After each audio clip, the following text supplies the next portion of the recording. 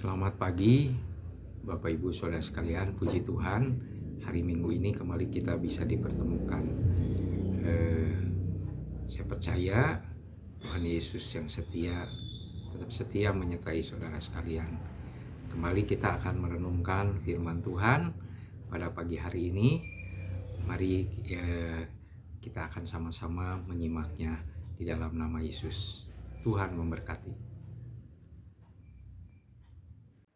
Selamat pagi, Bapak Ibu Saudara sekalian, puji Tuhan. Hari ini kita kembali bertemu bersama-sama untuk merenungkan firman Tuhan. Tema kita hari ini ialah mendekatlah kepada Allah. Kita berdoa terlebih dahulu. Bapa, di dalam nama Tuhan Yesus, terima kasih pagi ini kami dipertemukan kembali untuk bersama-sama merenungkan firman Tuhan.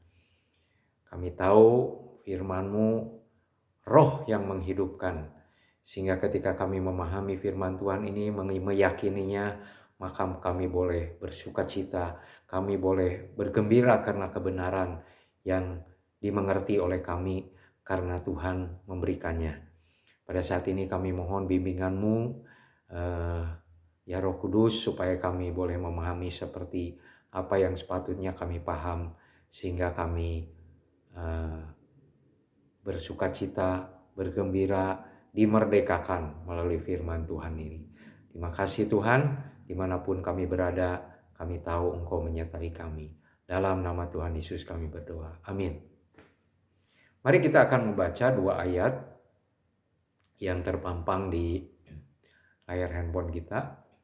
Dan apabila aku telah pergi ke situ dan telah menyediakan tempat bagimu, aku akan datang kembali dan membawa kamu ke tempatku, supaya di tempat di mana aku berada, kamu pun berada. Ini tertulis di dalam Yohanes 14 ayat 3. Saya ulangi saudara. Dan apabila aku telah pergi ke situ dan telah menyediakan tempat bagimu, aku akan datang kembali dan membawa kamu ke tempatku, supaya di tempat di mana aku berada, kamu pun berada. Ayat yang kedua, Yakobus 4 ayat 8, mendekatlah kepada Allah dan Ia akan mendekat kepadamu.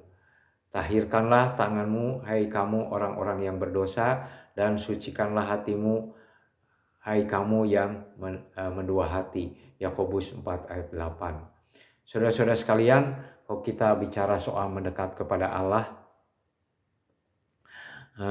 kita akan melihat terlebih dahulu apa berkatnya, apa manfaatnya buat kehidupan kita jikalau kita dekat kepada Allah. Kita akan melihat yang pertama, Mazmur 62 ayat 2, hanya dekat Allah saja aku tenang, daripadanya lah keselamatanku. Hanya dekat Allah saja aku tenang, daripadanya lah keselamatanku. Jadi kalau kita dekat dengan Allah, kemudian dikatakan oleh firman Tuhan, kita menjadi tenang. Tenang itu dalam arti dalam segala situasi. Bahkan sedang dalam krisis, sedang dalam kesulitan, dalam masalah, kita menjadi tenang. Di Alkitab kita membaca murid-murid Tuhan Yesus ketika naik perahu bersama dengan Tuhan Yesus dan kemudian diserang dengan angin badai. Mereka sekalipun dekat jaraknya, ya, mereka seperahu bersama-sama, tetapi mereka panik. Bahkan mereka mengatakan kepada Yesus bahwa Yesus ini tidak peduli bahwa mereka itu bisa binasa. Nah, kita nanti akan melihat kenapa sebabnya bisa seperti itu. Dekat padahal ya, tetapi kok bisa takut gitu, seperti gitu. Nah, kita lihat di sini, hanya dekat Allah saja aku tenang, daripadanya lah keselamatanku. Yang kedua, Amsal 13 ayat 20a. Siapa bergaul dengan orang bijak menjadi bijak. Saudara-saudara, kalau kita cerita soal kebijaksanaan atau bijak, tentu Tuhan itu maha bijak. Kita itu seringkali tidak bijak, ya, dalam memutuskan sesuatu di keluarga, di usaha, di pekerjaan, ya, di pergaulan. Kadang-kadang kita tidak bijak. ya. Sehingga akibatnya ketika keputusan ini buat, kemudian dilaksanakan, timbullah masalah-masalah lain yang lebih banyak lagi. Tetapi ketika saudara dan saya bergaul dekat dengan Sang Maha Bijak, yaitu Tuhan sendiri, maka yang akan terjadi, siapa bergaul dengan orang bijak menjadi bijak. Amin. Mazmur 73 ayat 28. Tetapi aku, kata pemazmur ini, aku suka dekat kepada Allah. Aku menaruh tempat pelindunganku pada Tuhan Allah, supaya dapat menceritakan segala pekerjaannya. Saudara, kalau saudara dekat dengan Tuhan, saudara dekat dengan Allah, setiap hari, setiap waktu, saudara akan bisa melihat bagaimana karya Allah di dalam kehidupan kita, bahkan sampai kepada hal-hal yang kecil. Saudara, kalau kita bicara pekerjaan Tuhan itu bukan hanya soal jalan ke surga, tetapi dia mengakomodasi kehidupan kita sebagai orang beriman selama kita hidup di dunia ini supaya kita memuliakan namanya. Ketika saudara mungkin menghadapi tantangan dalam pekerjaan, kesulitan, kalau pelajar mungkin menghadapi ujian, ya. Kalau misalkan pengusaha mungkin menghadapi kesulitan cash flow, ya, atau kelancaran perputaran uang, ya, bisa terjadi dalam segala hal. Nah, tetapi dikatakan di sini kita dekat dengan Allah itu supaya dapat menceritakan segala pekerjaannya dalam segala hal, karena dia bukan bekerja hanya di dalam satu hal, dalam seluruh hidup kita. Kita bisa menceritakan kepada orang lain. Karena kenapa? Karena kita dekat dengan Allah, kita menyadari ketika ada pertolongan, ketika ada solusi, ketika ada tuntunan, ketika ada bimbingan, kita tahu bahwa ini bukan kebetulan, tetapi ada Tuhan yang memberikan petunjuk kepada kita. Ada Tuhan yang membimbing kita, ada Roh Kudus yang menolong kita. Karena itu dekat dengan Allah supaya dapat menceritakan segala pekerjaannya. Kita teruskan lagi. Saudara, tahukah bahwa Allah itu rindu dekat dengan kita? Tadi kita sudah baca ayatnya di depan, kita akan ulangi dengan sedikit penjelasan tambahan. Supaya, nah ini Yesus sendiri yang ngomong, dikatakan di Yohanes 14 ayat 3, dia akan pergi kepada Bapa, dan setelah nanti menyediakan tempat bagimu, dia akan menjemput kita, ya. Supaya apa? Supaya di tempat aku berada, di tempat Allah berada, di tempat Tuhan berada, kamu pun berada. Jadi dia pengen kita berada bersama dengan dia. Jadi dia pengen dekat dengan kita, ya. Saudara bayangkan, ya, tidak semua orang mau dekat sama kita. Mungkin ada sebagian orang merasa kurang nyaman karena selalu dipikirnya kalau mau dekat dengan orang tuh mau minta, ya. Atau kalau dekat dengan orang mungkin sifatnya nggak cocok, ya. Atau mungkin juga ada kebiasaan-kebiasaan yang tidak disukai, ya. Sehingga tidak semua orang mau dekat dengan kita. Tetapi saudara bayangkan, Allah pencipta langit dan bumi, dia Allah yang mengasihi manusia, ya. Dikatakan dia berkata supaya di tempat di mana aku berada, kamu pun berada. Jadi dia pengen dekat dengan kita, ya. Kemudian Yakobus 4 ayat 8, perintah Tuhan ini mengatakan, mendekatlah kepada Allah dan ia akan mendekat kepadamu. Ayo saudara, mendekatlah kepada Allah, ia akan mendekat kepadamu. Saudara, di Keluaran 25 ayat 8, pada waktu perjanjian lama ditulis demikian. Tuhan memerintahkan, dan mereka harus membuat tempat kudus bagiku. Kalau kita lihat di Alkitab namanya itu kemah suci atau kemah sembayang. Tujuannya apa? Supaya aku akan diam di tengah-tengah mereka.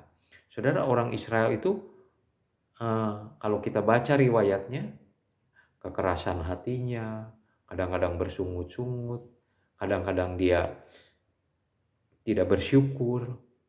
Banyak hal, ya, kalau kita melihat kehidupan kita nggak jauh beda, saudara, ya. Gak jauh beda, kurang lebih ya. Kita juga sama punya kelemahan-kelemahan seperti itu. Tetapi dikatakan di sini, dan mereka harus membuat tempat kudus bagiku supaya aku akan diam di tengah-tengah mereka. Bayangkan, dia di sorga dengan semua malaikatnya, dengan semua kemuliaannya, tetapi dia mau tinggal bersama orang Israel. Terlebih lagi kita sekarang di zaman perjanjian baru ini, ketika kita percaya kepada Tuhan Yesus, dikatakan oleh firman Tuhan, kita itu dimeteraikan dengan Roh Kudus. Artinya juga di bagian lain dikatakan Roh Kudus tinggal di dalam hidup kita. Ketika Roh Kudus itu, ketika Tuhan Yesus mengetuk pintu hati kita dan kita kemudian mau percaya, menyambutnya dengan mau percaya, maka Yesus hadir di dalam hidup kita. Dan firman Tuhan mengatakan dia tidak pernah meninggalkan kita. Dia tidak sekali-kali meninggalkan kita. Jadi dia hadir di hidup kita. Kenapa? Karena dia ingin dekat dengan kita. Kita adalah anak-anaknya yang sudah ditebus karena Yesus Kristus sudah mati di atas kayu salib bagi dosa-dosa kita. Bagi semua orang, bagi setiap keyakinan, bagi setiap budaya, bagi setiap suku, Tuhan Yesus sudah mati di atas kayu salib, dikuburkan dan bangkit pada hari yang ketiga. Dan bukan hanya itu, dia sekarang tinggal di setiap hati orang percaya. Karena itu kita juga disebut sebagai bait Roh Kudus atau bait Allah, karena Allah tinggal di dalam kita. Saudara-saudara, pada kenyataannya sulit mendekat kepada Allah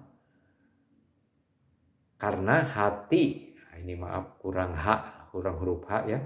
Sulit mendekat kepada Allah karena hati yang tertuduh. Nah, saudara, kalau kita melihat di dalam Perjanjian Lama di kitab Kejadian, ketika Adam dan Hawa itu mereka belum jatuh dalam dosa, mereka mendekat kepada Tuhan. Waktu Tuhan itu datang ke Taman Eden, mereka bisa berbincang bersama, berkomunikasi. Tetapi ketika mereka melanggar firman Tuhan, di mana Adam ini tidak boleh memakan buah pengetahuan baik dan jahat, dan mereka melanggarnya, apa yang terjadi ketika Allah datang ke Taman Eden itu? Maka mereka bersembunyi. Kenapa mereka bersembunyi? Karena takut. Jadi orang yang berdosa tidak mungkin dia ingin mendekat kepada Tuhan. Tapi ketika dia percaya kepada Tuhan Yesus dan mengaku dia sebagai orang berdosa dan Tuhan Yesus mengampuni, saudara-saudara, kita bisa mendekat kepada dia. Bahkan sangat dekat sekali. Melebihi apa yang kita bisa bayangkan. Karena Tuhan begitu mengasihi kita. 1 Yohanes 3 ayat 21. Saudara-saudaraku yang kekasih, jikalau hati kita tidak menuduh kita, tidak menuduh itu karena dosa-dosa kita. Nah, iblis juga akan menggunakan alat ini untuk menjauhkan kita dari Tuhan.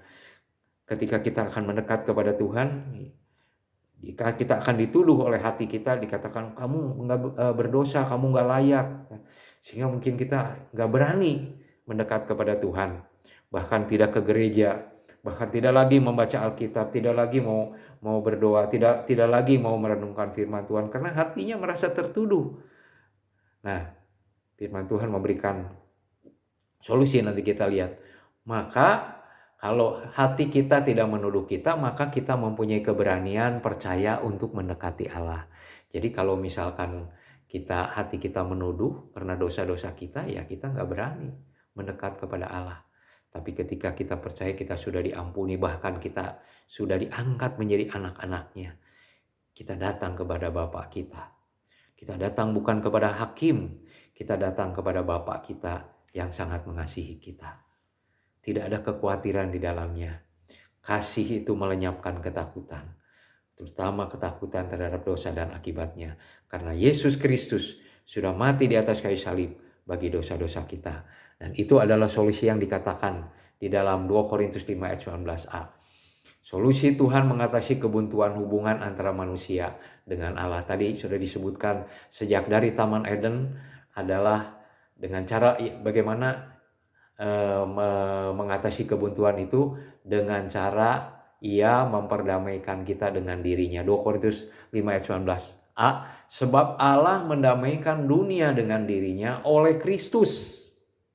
Ingat saudara, mendamaikan dunia dengan dirinya oleh Kristus, oleh Yesus Kristus. Ya. Dengan tidak memperhitungkan pelanggaran mereka. Kenapa kita diperhitungkan? Karena Yesus sendiri sudah mati di atas kayu salib, menanggung dosa kita. Dan kita sudah diampuni. Ketika Yesus berkata sudah selesai, maka selesailah semua karya bagi kehidupan kita, bahkan bagi dosa-dosa kita. Dari sejak kita percaya, bahkan sebelum kita dilahirkan, sampai nanti suatu kali kita akan kembali kepada Tuhan, dipanggil oleh Tuhan. Semuanya sudah diselesaikan. Sebab Allah mendamaikan dunia dengan dirinya dengan cara apa? Oleh karena Kristus, dengan tidak memperhitungkan pelanggaran-pelanggaran mereka. Saudara, kebuntuan hubungan antar kakak adik, antara orang tua dengan anak, antar suami dengan istri, itu tidak bisa akan berbalik atau ada perbaikan manakala kedua belah pihak mereka terus mengingat, ya, memperhitungkan pelanggaran satu dengan yang lain. Tapi berdamai itu ketika kita sama-sama tidak memperhitungkan kesalahan yang telah diperbuat oleh adik kita, kakak kita, orang tua kita, anak kita, ya, teman bisnis kita, teman bergaul kita, atau siapa saja, saudara. Ini contohnya, sebab Allah mendamaikan dunia dengan dirinya oleh Kristus, dengan tidak memperhitungkan pelanggaran mereka. Saudara, sekarang saya dan saudara sudah siap. Kita sudah percaya kepada Tuhan, hati kita tidak menuduhnya, maka kita siap mendekat kepada Tuhan. Mari kita mendekat kepada Tuhan, saudara-saudara. Nah, apa sarana untuk bisa mendekat kepada Tuhan? Yang pertama, saudara, sarananya itu saudara harus percaya kepada Tuhan Yesus. Saudara percaya kepada Alkitab sebagai firman Tuhan. Ketika kita mencurigai Allah, kita mencurigai firman Tuhan, ada salah atau benar atau tidak, maka sulit sekali kita mendekat kepada Tuhan. Percaya kita disusun bukan berdasarkan perasaan kita. Percaya kita disusun bukan berdasarkan fakta-fakta. Tapi percaya kita jauh lebih penting, saudara.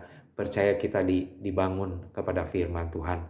Kita tahu bahwa firman Tuhan itu merupakan bagian dari kisah sejarah. Juga tentu ada fakta-faktanya. Tetapi sebagian kita tidak berkesempatan untuk membuktikannya dari satu peristiwa ke peristiwa lain. Tetapi kita menerimanya sebagai satu hal. Aku percaya kepada firman Tuhan. Aku percaya kepada Allah yang telah berfirman. Jadi percaya ini sudah disusun, percaya kepada janji-janji Allah, percaya kepada kuasanya, percaya kepada otoritasnya, percaya kepada segala sesuatu yang mampu dikerjakan oleh Allah. Itu membuat kita bisa mendekat kepada Allah. Bayangkan saudara, kalau saudara tidak percaya kepada seseorang, bagaimana mungkin saudara bisa dekat? Orang bisa bekerja sama dalam bisnis yang pertama itu karena percaya. Orang mempekerjakan seseorang di perusahaannya, yang pertama mereka punya itu adalah orang ini bisa dipercaya, sehingga bisa bekerja sama. Nah, ketika saudara percaya kepada Tuhan dengan sungguh, dengan sepenuh hati, maka saudara punya peluang besar untuk mendekat kepada Tuhan. Bagian kita yaitu percaya. Bagian Tuhan tadi sudah dikatakan dia ingin dekat dengan kita. Sekarang kita bisa mendekat dengan aku percaya kepada Tuhan. Bahkan aku menggantungkan seluruh hidupku, bersandar hidupku hanya kepada Tuhan. Yang kedua, bergaul. Setelah kita menjadi orang percaya, kita bukan hanya percaya, tapi harus membina hubungan itu dengan baik, yaitu melalui bergaul, bercakap. Kalau kita secara umum itu mungkin pergi bersama, ngopi bareng, ya, atau makan bersama, atau pergi ke tempat wisata bersama, atau macam-macam kegiatan dilakukan bersama. Sebetulnya bukan perginya yang utama itu, tetapi kebersamaannya yang bersama yang penting itu. Nah, saudara, kita bergaul itu ada sarananya. Yang pertama, sarana yang kita semua punya, yaitu kita berdoa kepada Tuhan, berkomunikasi dengan Tuhan secara pribadi. Saudara, ketika saudara menjadi orang yang percaya sungguh-sungguh kepada Tuhan, ketika saudara bergaul, saudara bisa menyampaikan semua hal tentang keraguan kita, tentang kekhawatiran kita, tentang kesenangan kita, tentang sukacita kita, tentang kekhawatiran kita, tentang kegentaran kita. Kita bisa bicara secara terbuka kepada Allah melalui doa-doa kita. Dan kita terus bisa mendekat dan kita boleh mempercayainya. Yang kedua, saudara bergaul itu sarananya dengan apa? Dengan firman Tuhan. Ketika saudara berdoa, saudara berkata kepada Tuhan, dan kadang Tuhan berbicara langsung kepada kita di dalam hati kita, atau mungkin sebagian orang mendengar Tuhan berkata secara audible. Nah, kalau saudara mau mendengar suara Tuhan ketika saudara membaca Alkitab, saudara membaca dengan sungguh-sungguh, saudara akan melihat bagaimana Alkitab itu berbicara kepada kita. Ayat-ayat firman Tuhan itu menguatkan kita, ayat-ayat firman Tuhan itu menuntun kita, ayat-ayat firman Tuhan itu mengarahkan hidup kita, karena kita bergaul melalui firman Tuhan ini. Dan yang ketiga, saudara bergaul juga dalam gereja Tuhan. Dari satu sisi yaitu beribadah. Yang kedua, saudara, kita bergaul, kita tahu kita ketika kita menjadi orang percaya itu kita tidak dilatih untuk menjadi orang yang berdiri sendiri. Tetapi kata firman Tuhan, kita ini seperti domba, artinya kawanan. Kemudian kita juga dikatakan sebagai anggota tubuh Kristus. Maka saudara, kita perlu juga bergaul dengan sarana, bergaul dengan ini dimaksudkan bergaul juga dengan saudara-saudara seiman kita. Ketika kita bergaul, kita bisa mendengar. Kadang-kadang teman kita, saudara seiman kita menguatkan kita. Kadang-kadang teman seiman kita menegur kita. Kadang-kadang teman kita menguatkan kita. Kenapa? Tuhan juga bisa bekerja melalui saudara-saudara kita ini. Yaitu lewat kita bergaul dengan saudara-saudara seiman. Saudara, kita ketika bergaul dengan Allah, kita juga bergaul dengan orang-orang yang Dia kasihi. Yaitu saudara-saudara seiman kita. Kita bergaul dengan orang-orang yang sama-sama mencintai Tuhan. Kita boleh terus hidup makin hari membuat kita satu dengan yang lain semakin dekat kepada Tuhan. Kita juga semakin dekat satu dengan yang lain sebagai saudara seiman, dan kita juga bersama-sama semakin dekat kepada Tuhan. Kemudian yang ketiga, saudara, waktu. Kalau saudara pengen dekat kepada Tuhan, nggak punya waktu, nggak bisa, saudara. Harus saudara menyediakan waktu. Ketika saudara menyediakan waktu, maka saudara berkesempatan untuk dekat kepada Tuhan.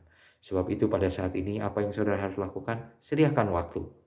Sebagaimana saudara punya waktu untuk makan, punya waktu untuk tidur, punya waktu untuk bekerja, berikan waktu juga untuk berdoa. Berikan waktu untuk bercakap dengan Tuhan melalui renungan firman Tuhan, membaca firman Tuhan.